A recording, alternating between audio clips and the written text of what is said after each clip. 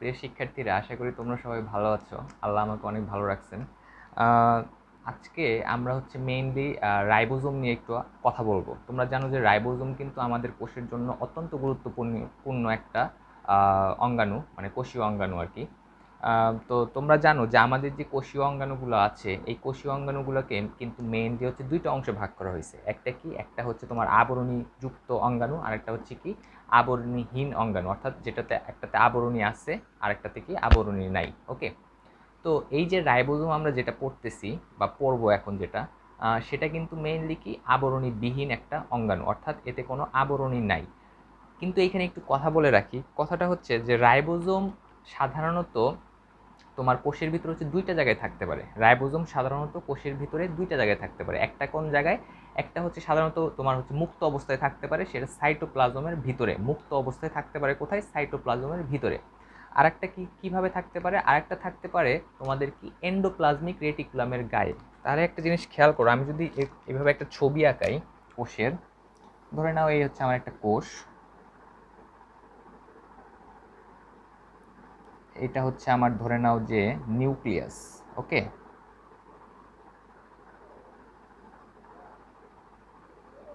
তোমরা জানো তোমরা জানো বা যদি নাও জেনে থাকো তাহলে বই থেকে দেখে নিবা, অথবা আমার ইউটিউবে ভিডিও দেওয়া আছে, সেখান থেকেও তোমরা জেনে নিতে পারো। নিউক্লিয়াস সম্বন্ধে এখানে ফুল ব্যাখ্যা করা হয়েছে।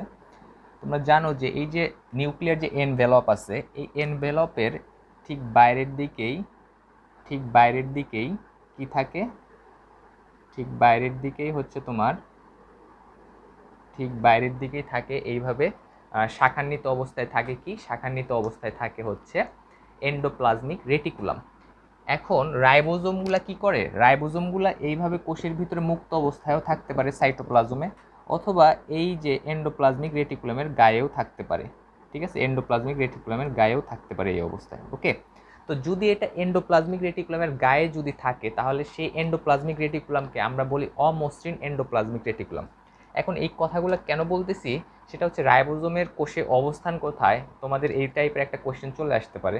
সো কোষে অবস্থান দুইভাবে থাকতে পারে, একটা হচ্ছে সাইটোপ্লাজমের মুক্ত অবস্থায়, আর একটা কি এন্ডোপ্লাজমিক রেটিকুলামের গায়ে। ওকে, এখন যখন সাইটোপ্লাজমের সে মুক্ত অবস্থায় থাকবে, তখন কি হবে? তখন হচ্ছে সাধারণত সেটা হচ্ছে আবরণীবিহীন। নর্মালি রাইবোজোম একটা আবরণীবিহীন অঙ্গাণু, কিন্তু খেয়াল করো এই যে যদি সেটা এন্ডোপ্লাজমিক রেটিকুলামের গায়ে যদি লাগানো অবস্থায় থাকে, তখন কিন্তু এন্ডোপ্লাজমিক রেটিকুলামের যে আবরণটা আছে সেটার দ্বারা কিন্তু সে কি আবৃত অবস্থায় থাকে। তো সেই ক্ষেত্রে সেটাকে আমরা অনেক সময় আবরণী বিশিষ্ট মনে হলেও কিন্তু অ্যাকচুয়ালি রাইবোজোম কিন্তু একটা আবরণীবিহীন অঙ্গাণু। ঠিক আছে, বাট এন্ডোপ্লাজমিক রেটিকুলামের গায়ে যদি যখন লাগানো অবস্থায় থাকে, তখন সেটাকে অনেক সময় আবরণী যুক্ত অঙ্গাণু মনে হইতে পারে, কিন্তু আসলে কিন্তু না। ঠিক আছে, ওকে।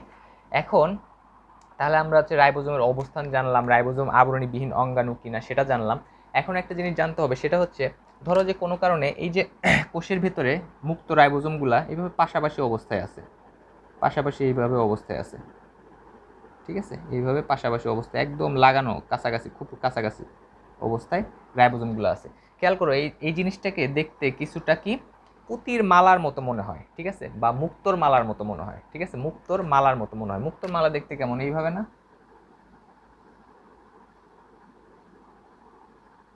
ঠিক আছে, এইভাবে। ঠিক আছে, এটাও কিছুটা হচ্ছে এইভাবে হচ্ছে মুক্তোর মালার মতো মনে হয়, কাছাকাছি অবস্থায় থাকে তো এইভাবে কি এরকম মুক্তোর মালার মতো মনে হয়। ওকে, তখন এটাকে আমরা বলি কি পলি রাইবোজোম। পলি মানে কি অনেকগুলো, রাইবোজোম মানে কি একসাথে অনেকগুলো রাইবোজোম একসাথে থাকবে। ঠিক আছে, রাইবোজোম তো রাইবোজোমই, পলি মানে অনেকগুলো, অর্থাৎ অনেকগুলো রাইবোজোম একসাথে থাকবে থেকে সেটাকে পুতির মালার মতো মনে হয়। তো ওই পলি রাইবোজোমকে আরেকটু সংক্ষিপ্ত করা হয়েছে কিভাবে? পলিসোম বলে। ঠিক আছে, অর্থাৎ পলি রাইবোজোমকে অনেক সময় পলিসোমও বলা হয়। ওকে, আচ্ছা, তাহলে আমরা আরেকটা ইনফরমেশন জানলাম। এখন আমরা এর আবিষ্কার নিয়ে একটু কথা বলবো। ঠিক আছে, আবিষ্কার নিয়ে একটু কথা বলবো। আবিষ্কারটা কেমন? আবিষ্কারটা হলো যে অ্যাকচুয়ালি রাইবোজোম হচ্ছে মেইনলি এর আবিষ্কারের পিছনে মানে প্রথম ধাপেই যেটা আবিষ্কার করা হয়েছে বিষয়টা এমন না। রাইবোজোমটা হচ্ছে মেইনলি আলবার্ট ক্লড নামক একজন বিজ্ঞানী। ঠিক আছে, ইনি মেইনলি হচ্ছে কি আমাদের যে লিভার, অর্থাৎ প্রাণী দেহের যে লিভার আছে, লিভারের যে সেলগুলো আছে সেই সেলগুলোকে সেন্ট্রিফিউজ করেন। করার পরে উনি দেখেন এটা হচ্ছে 1954-এর দিকে, ঠিক আছে, 1954-এর দিকে উনি হচ্ছে এই যে লিভার সেলগুলো যে আছে এই লিভার সেলগুলোকে উনি কি করলেন, সেন্ট্রিফিউজ করলেন। সেন্ট্রিফিউজ মানে কি, খুব জোরে ঘুরাইছেন, খুব জোরে, ঠিক আছে, খুব জোরে ঘুরে হঠাৎ করে ছেড়ে দিছেন। তাহলে কি হলো, তাহলে এই যে তোমরা যদি চিনির শরবত যদি খুব জোরে ঘুরে ছেড়ে দাও তাহলে দেখবা যে চিনির ক্ষুদ্র ক্ষুদ্র দানাগুলো কিন্তু নিচে এসে জমা হয়। সেম জিনিস কি হলো, সেম জিনিস দেখা গেল যে কোষের থেকে ক্ষুদ্র ক্ষুদ্র দানা এসে নিচে এসে জমা পড়ছে। তো পরবর্তীতে তিনি ওই যে ক্ষুদ্র ক্ষুদ্র দানা যেগুলো ছিল সেই দানাগুলোকে কি বলছেন, সেই দানাগুলোকে বলছেন হচ্ছে মাইক্রোসোম। সেই দানাগুলোকে তিনি কি বলছেন, সেই দানাগুলোকে তিনি বলছেন কি, মাইক্রোসোম। ওকে, পরবর্তীতে 1955-এ, ঠিক আছে, এটা তো ছিল 1954-এ, পরবর্তীতে 1955-এ তোমার হচ্ছে জর্জ প্যালাডে নামক একজন বিজ্ঞানী হচ্ছে ভারী কণা আবিষ্কার করেন। সেটাকে তিনি নাম দেন কি, মানে সেটাকে তিনি তখনও নাম দেননি, তিনি ভারী কণা আবিষ্কার করেন, মানে অ্যাকচুয়ালি তিনি রাইবোজোমই আবিষ্কার করেছিলেন, ঠিক আছে। ইভেন এই যে জর্জ প্যালাডে যিনি, মানে সরি, আলবার্ট ক্লড যিনি হচ্ছে এই যে তোমার যকৃত কোষের সাইটোপ্লাজমকে হচ্ছে তোমার সেন্ট্রিফিউজ করে যে তিনি এই যে মাইক্রোসোমটা আবিষ্কার করেছিলেন, তিনি অ্যাকচুয়ালি জানতেন না যে এটা আসলে কি কি জিনিস, এটা কিন্তু তিনি জানতেন না, জাস্ট তিনি এটার নাম দিয়েছিলেন কি, মাইক্রোসোম। তাহলে আলবার্ট ক্লড কি করলো, Albert Albert Claude Albert Claude হচ্ছে মাইক্রোসোম আবিষ্কার করলেন, মাইক্রোসোম। ওকে, পরবর্তীতে এই যে জর্জ প্যালাডে সাহেব উনি কি করলেন, উনি হচ্ছে এক ধরনের ভারী কণা আবিষ্কার করলেন, জর্জ প্যালাডে, ঠিক আছে, ভারী কণা, ঠিক আছে, এক ধরনের ভারী কণা আবিষ্কার করলেন, ঠিক আছে। এটা হচ্ছে কত সালে, এটা হচ্ছে 1955-এ। পরবর্তীতে কি হলো দেখো, পরবর্তীতে তোমার 1958-এ তোমার হচ্ছে রিচার্ড রবার্টস নামক একজন বিজ্ঞানী, ঠিক আছে, 1958-এ রিচার্ড রবার্টস নামক একজন বিজ্ঞানী এই যে ভারী কণা যে ছিল এটাকে কি নাম করেন, রাইবোজোম নাম দেন। তাহলে আবিষ্কার করলো কে, রাইবোজোম আবিষ্কার করলো কিন্তু জর্জ প্যালাডে, আর নামকরণ করলো কে, রিচার্ড রবার্টস, ঠিক আছে, রিচার্ড রবার্টস এই ভারী কণাটার নাম দেন কি, রাইবোসোম। তাহলে একটা জিনিস খেয়াল করো, খুব সুন্দর কথা কিন্তু, যে এটা হচ্ছে 1954-এ, 1955-এ, এটা হচ্ছে 1958-এ। ওকে, তাহলে এটা কিন্তু মেডিকেলের জন্য ইম্পর্টেন্ট, ঠিক আছে, মেডিকেলের জন্য খুবই ইম্পর্টেন্ট। ওকে, তাহলে দেখো আলবার্ট ক্লড আবিষ্কার করলেন কি, মাইক্রোসোম, জর্জ প্যালাডে আবিষ্কার করলেন কি, ভারী কণা, আর সেই ভারী কণার নাম রিচার্ড রবার্টস দিলেন, তার নাম কি দিলেন, রাইবোসোম। ওকে, খুব সহজ। পরবর্তীতে 1965-এ, ঠিক আছে, 1965-এ দেখো কি হইলো, খুব মজার জিনিস, এই যে মাইক্রোসোমটা যে আবিষ্কার করা হয়েছিল পরবর্তীতে 1965-এর আগেই তো ইলেকট্রন মাইক্রোস্কোপ আবিষ্কার হয়, ঠিক আছে। ইলেকট্রন মাইক্রোস্কোপের নিচে দেখা গেল এই যে মাইক্রোসোম যেটা ছিল, মাইক্রোসোম যেটা ছিল সেটা মেইনলি হচ্ছে দুইটা জিনিসের সমন্বয়ে গঠিত। কি কি দুইটা জিনিস, একটা হচ্ছে এন্ডোপ্লাজমিক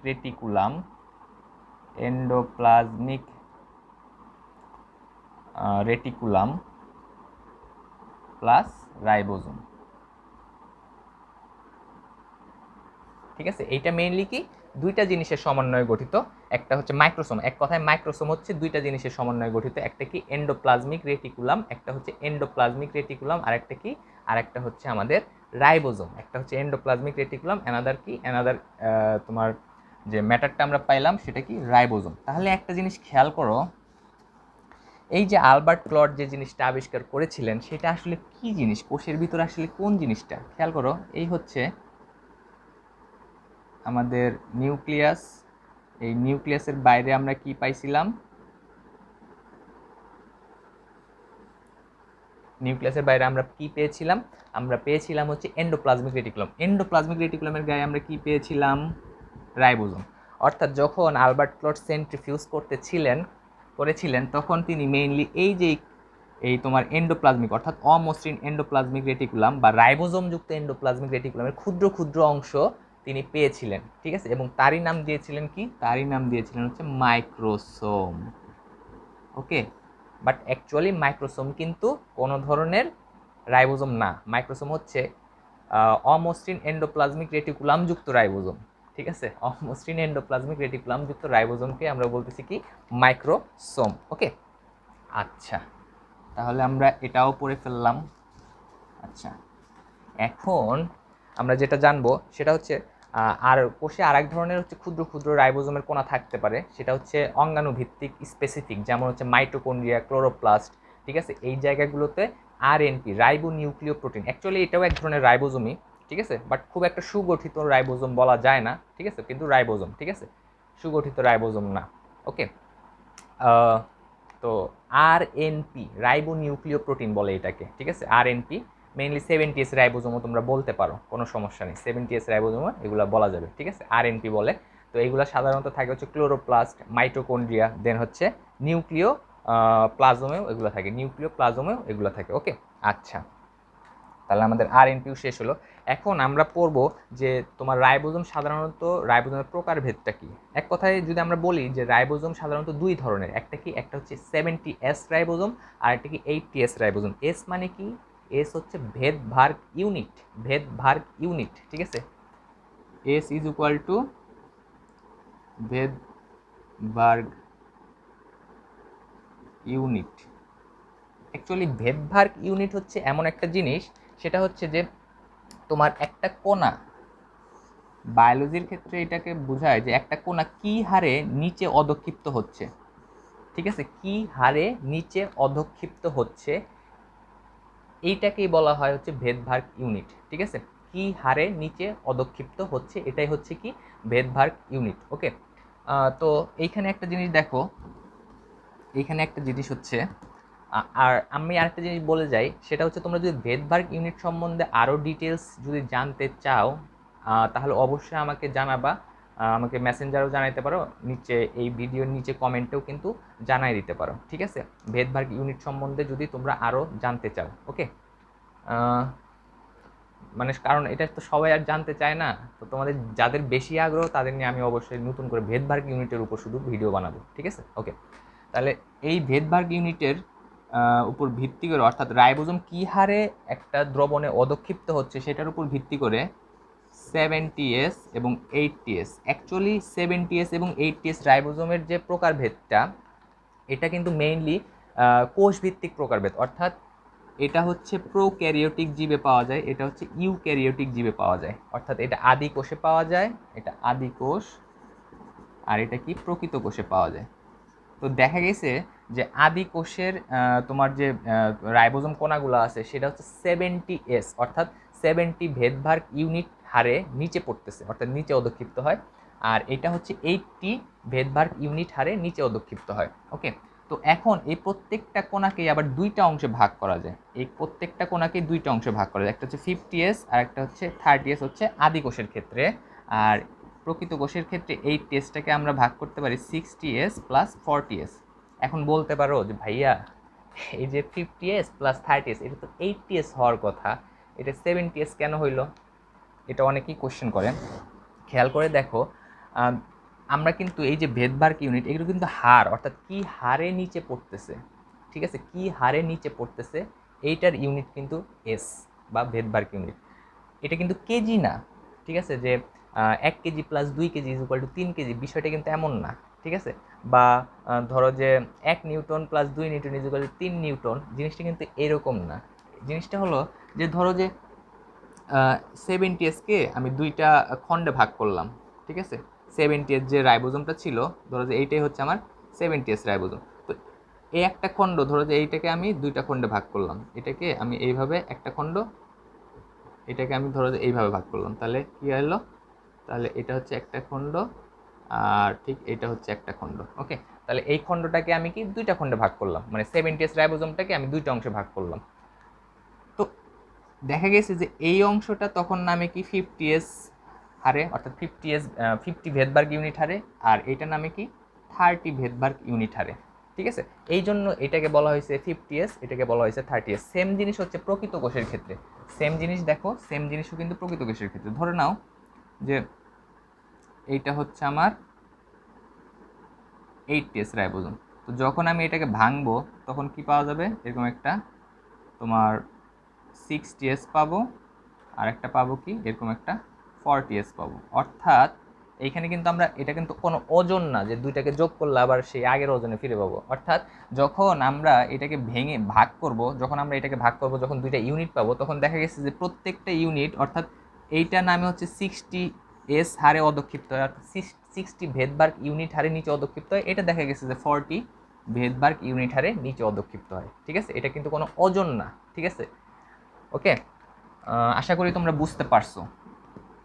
আবার এই দুইটাকে যখন আমরা যোগ করে দিই, তখন যে আমরা জিনিসটা পাচ্ছি, মানে যে পূর্ণাঙ্গ রাইবোজোমটা পাচ্ছি, সেটাকে যখন আমরা আবার অধক্ষিপ্ত করি, তখন দেখা যায় যে সেটা 80s হারে নিচে নামে। ঠিক আছে, এই জন্য দেখা গেছে 80s, 60s, 40s এইভাবে হচ্ছে একটু ভ্যারিয়েশনটা হয়। ঠিক আছে, আচ্ছা, আশা করি তোমরা এটা বুঝতে পারছো। আর আরেকটা জিনিস বলে রাখি, তোমাদের যদি ভেদভাগ ইউনিট নিয়ে যদি কোনো মানে সমস্যা থাকে, তাহলে সেটাও আমাকে অবশ্যই জানাবা। ঠিক আছে, মানে ভেদভাগ ইউনিট নিয়ে যদি তোমরা আরও জানতে চাও, আশা করি এটা বলার পরে আর কোনো সমস্যা থাকবে না। বাট তোমরা যদি আরও বেশি জানতে চাও ভেদভাগ ইউনিট নিয়ে, তাহলে আমাকে অবশ্যই জানাবা, আমি সেটার উপর আলাদা লেকচার তৈরি করব। ঠিক আছে, ওকে। এখন আমরা যেটা পড়বো যে সাধারণত রাইবোজোম হচ্ছে চওড়ার ক্ষেত্রে হচ্ছে 22 ন্যানোমিটার এবং তোমার উচ্চতার ক্ষেত্রে হচ্ছে 20 ন্যানোমিটার হয়ে থাকে। এখন আরেকটা জিনিস আমাদের এখানে ইম্পর্টেন্ট একটা জিনিস জানতে হবে, যে আসলে এই তোমার রাইবোজোমের ভিতরে কয় ধরনের জায়গা পাওয়া যায়। ঠিক আছে, অ্যাকচুয়ালি আমরা যদি 8ts রাইবোজোমকে বলি, 8ts নিয়ে আমরা বেশি আলোচনা করব। কারণ কি? কারণ যেহেতু আমরা প্রকৃত কোষ নিয়ে আলোচনা করতেছি, সো আমরা 8ts নিয়ে বেশি আলোচনা করব। 8ts রাইবোজোমটা দেখতে আসলে অ্যাকচুয়ালি এইরকম। ঠিক আছে, তো এইটা আমরা বলি যে 40s, এইটা বলি যে আমরা 60s। ওকে, এখন এই জায়গাগুলোকে আসলে অ্যাকচুয়ালি অনেকগুলো অংশে ভাগ করা যায়। ঠিক আছে, এটাকে আমরা বলি কি? এটাকে আমরা বলি হচ্ছে অ্যামিনো অ্যাসাইল স্থান। ঠিক আছে, এটাকে আমরা কি বলি? এটাকে আমরা বলি হচ্ছে অ্যামিনো অ্যাসাইল স্থান বা এ স্থান। এটাকে আমরা কি বলি? এটাকে আমরা বলি হচ্ছে পলিপেপটাইডাল বা তোমার হচ্ছে পলিপেপটাইডিল স্থান বা পি স্থান। আর এটাকে আমরা বলি যে এক্সিট বা বের হওয়ার স্থান। আপাতত তোমরা এটা মনে রাখো, কারণ এই জিনিসগুলো কিন্তু দরকার আছে। কেন এ স্থান, কেন পি স্থান, কেন ই স্থান, আমরা যখন ট্রান্সলেশন টপিকটা পড়বো, তখন আমরা এটা নিয়ে আরও ডিটেলস আলোচনা করবো। আরেকটা জায়গা আছে যেখানে কি এমআরএনএ এসে লাগে, রাইবোজোমের আরেকটা জায়গা আছে যেখানে এসে কি এমআরএনএ এসে লাগে। এটাকে আমরা বলছি কি এমআরএনএ সংযুক্তি স্থান। তাহলে আমরা কয়টা স্থান পেলাম? 1টা 2টা 3টা 4টা, টোটাল কিন্তু 8ts রাইবোজোমে আমরা টোটাল 4টা স্থান পাই। ঠিক আছে, যেখানে এমআরএনএ এসে যুক্ত হয়, রাইবোজোমের যেখানে এমআরএনএ এসে যুক্ত হয়, সেটাকে আমরা বলছি যে এমআরএনএ সংযুক্তি স্থান। যেখানে এসে অ্যামিনো অ্যাসিডগুলো বা টিআরএনএ যেখানে অ্যামিনো অ্যাসিডগুলোকে নিয়ে আসে, সেটাকে আমরা বলছি অ্যামিনো অ্যাসিল স্থান বা অ্যামিনো অ্যাসাইল স্থান, সেটাকে আমরা বলছি এ স্থান। আর পি স্থান অর্থাৎ পলিপেপটাইডিল স্থান, যেখানে এসে কি একটা অ্যামিনো অ্যাসিড আরেকটা অ্যামিনো অ্যাসিডের সাথে যুক্ত হয়ে একটা পলিপেপটাইড চেইন তৈরি করে। পলিপেপটাইড চেইন মানে কি? প্রোটিন। ওকে, প্রোটিন তৈরি করে যেখানে, সেটা হচ্ছে পি স্থান। আর ই স্থানটা কি? যেখান থেকে, মানে অর্থাৎ যেইখান দিয়ে বা যেই স্থান দিয়ে তোমার হচ্ছে টিআরএনএগুলো বের হয়ে গিয়ে আবার তাদের আগের কাজে লেগে পড়ে, সেই জায়গাটাকে আমরা বলছি কি ই স্থান। ওকে, তাহলে দেখো খুব গুরুত্বপূর্ণ একটা ফ্যাক্টরি কিন্তু বলা যেতে পারে। এই জন্য এই রাইবোজোমকে কিন্তু প্রোটিন ফ্যাক্টরি বলা হয়। ঠিক আছে, আচ্ছা, এখান থেকে নিয়মিতভাবে প্রচুর প্রোটিন, বিভিন্ন ধরনের প্রোটিন উৎপন্ন হচ্ছে। ঠিক আছে, আচ্ছা, এখন আমরা আরেকটা জিনিস এখানে একটু বলি, সেটা হচ্ছে যে রাইবোজোম কিন্তু মেইনলি তোমার রাইবোজোমাল আরএনএ এবং প্রোটিন নিয়ে গঠিত। আমরা যদি 8ts রাইবোজোমের কথা চিন্তা করি, তাহলে 8ts রাইবোজোমে কিন্তু মেইনলি 28s আরএনএ অর্থাৎ 20 ভেদবার্গ ইউনিটের আরএনএ থাকবে। তারপরে 18.5 ভেদবার্গ ইউনিটের আরএনএ থাকবে। দেন হচ্ছে 18 ভেদবার্গ ইউনিটের 28 ভেদবার্গ ইউনিটের আরএনএ থাকবে, 18 ভেদবার্গ ইউনিটের আরএনএ থাকবে। তারপর হচ্ছে 5.8 ভেদবার্গ ইউনিটের আরএনএ থাকবে এবং 5 ভেদবার্গ ইউনিটের আরএনএ থাকবে। ওকে, এই সবগুলা মিলেই কিন্তু 8ts। ওকে, আবার এগুলাকে আমরা দুইটা অংশে ভাগ করতে পারি। সেটা তো আমরা বলছি যে একটা হচ্ছে 60s প্লাস 40s। ঠিক আছে, অর্থাৎ তোমার এই সবগুলা মিলে হচ্ছে 8ts, আবার এই সবগুলো আবার বিভিন্নভাবে ভাগ হয়ে দুইটা প্রধান অংশ তৈরি করতে পারে। সেটা কি 60s প্লাস 40s। ওকে, আর আরেকটা জিনিস এখানে মনে রাখতে হবে, অ্যাকচুয়ালি ঠিক এইটা বললে ভুল হবে, এর সাথে আরেকটা জিনিস মনে রাখতে হবে, সেটা হলো যে এইখানে প্লাস 82 প্রোটিন থাকে।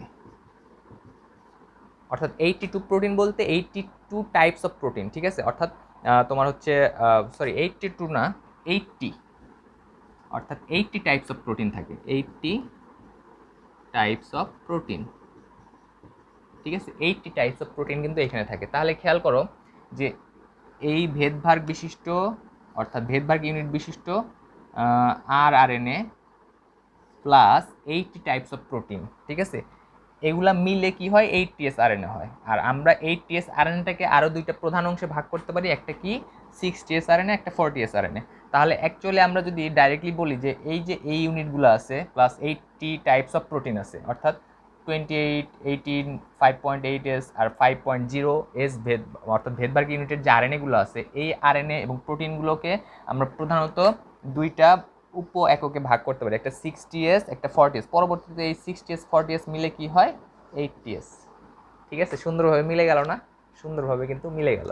তাহলে একটা জিনিস খেয়াল করো যে আমরা কিন্তু মেইনলি এই যে আরএনএর যে উৎপন্ন, অর্থাৎ তোমার হচ্ছে রাইবোজোম যে উৎপন্ন হয়, রাইবোজোম কিন্তু মেইনলি রাইবোজোমাল আরএনএ, অর্থাৎ আরএনএ বলতে রাইবোজোমাল আরএনএ বোঝায়, এবং 80 টাইপস অফ প্রোটিন বোঝায়।